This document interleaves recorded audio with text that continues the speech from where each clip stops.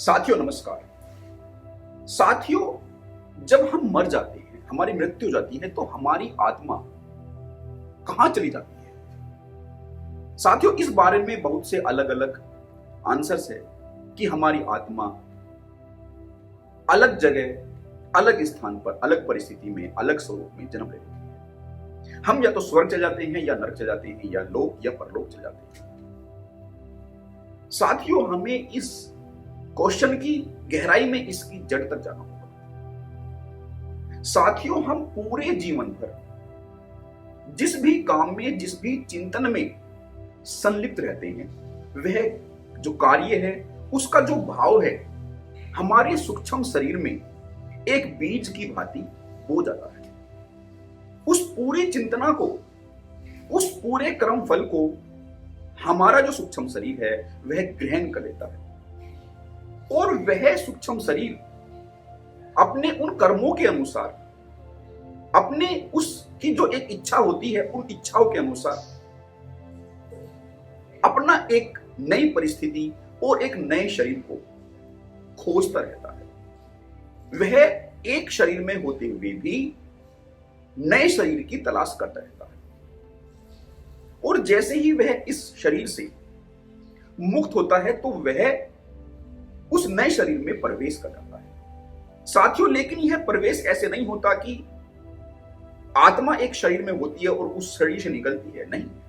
साथियों, यह ऐसे ही होता है जैसे कि इलेक्ट्रिसिटी तारों में होती है, और जब हम किसी भी उपकरण, किसी भी इलेक्ट्रॉनिक इंस्ट्रूमेंट के स्विच को ऑन करते हैं, तो वह जो इंस्ट्रूमेंट है वह ऑन होकर अपने कार्य को करने लगता है।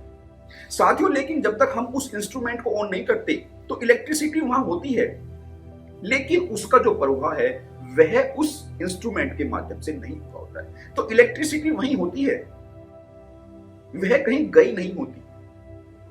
साथियों, एक और एग्जांपल के द्वारा, जैसे एक पेड़ होता है, एक प्लांट होता है, तो वह अपने पोषण तत्वों को जमीन से ग्रहण करता है, पानी को जमीन से ग्रहण करता है। साथियों, यह जो ग्रहण करने की प्रक्रिया है, यह वास्तव में स्वरूपों के बदलने की प्रक्रिया है। जो पानी, जो पोषण तत्व जमीन के अंदर है, वे अब उस प्लांट में रूपांतरित, ट्रांसफर हो रहे हैं। तो जो पेड़ है वह उन एलिमेंट को वहां से खींच रहा है। वे एलिमेंट वहां पहले से ही मौजूद है, बस वे अपने स्वरूप को बदलकर प्लांट में आ रहे हैं। वे अपनी स्थिति, परिस्थिति को बदलकर उस प्लांट में आ रहे हैं।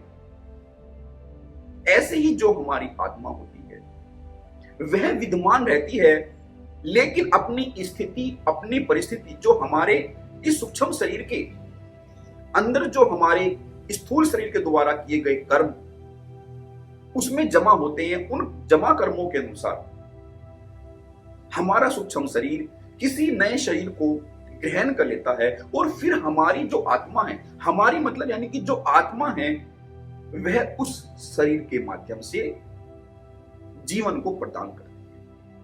साथियों, इस भांति से यह जो आत्मा, जो सर्वव्यापी आत्मा होती है, उसका स्वरूप, उसका प्रकट स्वरूप हमें नजर आता है।